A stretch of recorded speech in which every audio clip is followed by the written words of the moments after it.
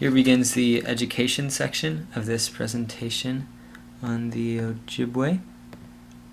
I'm going to present on each form of education in the order in which people attend school, so starting with preschool. In 1965, Head Start programs were started by the Ojibwe in order to prepare students to compete more in elementary school.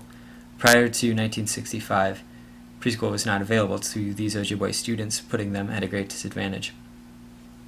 One of these programs that's around today is in the Bad River Reservation. Here, the Ojibwe language and culture is incorporated into their activities and their curriculum. And there's also an emphasis on interacting with the natural environment, which is central to the Ojibwe teaching. One example is that they explore seasonal harvesting, including maple syrup and dip netting, which would be pretty cool for a preschooler, I think. Then on to elementary and high school. In the Lecouderay reservation, there are three options for elementary and high school. The first is a tribal school, where the standard state curriculum is taught, along with Ojibwe culture and language courses, which are also required.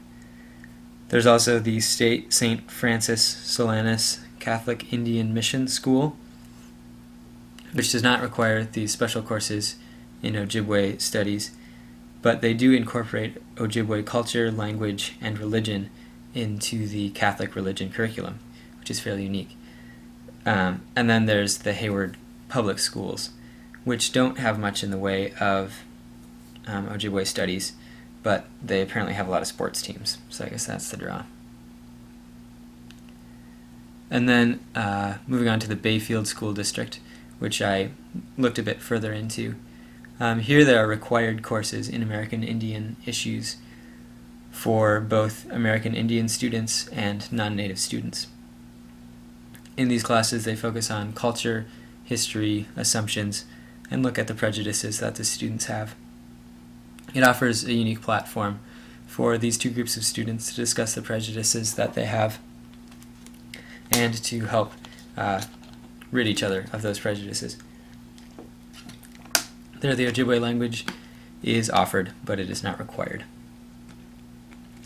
Mark Rindall is a teacher in the Bayfield School District, and I saw an interview with him, and he focused very much on issues of self-esteem within the Ojibwe students' culture. He referenced it to be, he mentioned that it was the biggest issue in the past and is still a big issue. He equated many of these problems to issues of portrayal of American Indians throughout history, especially in American history books. He used the example of General Custer being made out to be this great American hero, while the American Indians he conquered, so to speak, were the losers and were savages. This, of course, is untrue, and it's unfair, and clearly hurtful to these American Indian students.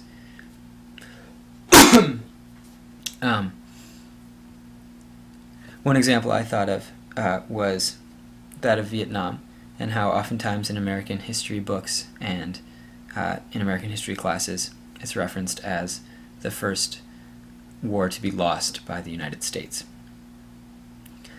This, of course, would suggest that every war waged on American Indians by the United States was a victory, while really for American Indians, all of these wars were great losses, the effects of which they're still feeling today. To quote Mark Rindall, "If the mindset of the student is positive and open, the rest of it is going to be easy." I think this is extremely applicable in a time of revitalization, when the culture is being brought back and confidence is being regained in being Native American, American Indian. Honesty, sharing, kindness, and respect are four principal teachings in the Ojibwe religion, and there are four principal teachings in the Bayfield School District as well. And I think this truly will help fortify the Ojibwe Nation in this time of revitalization.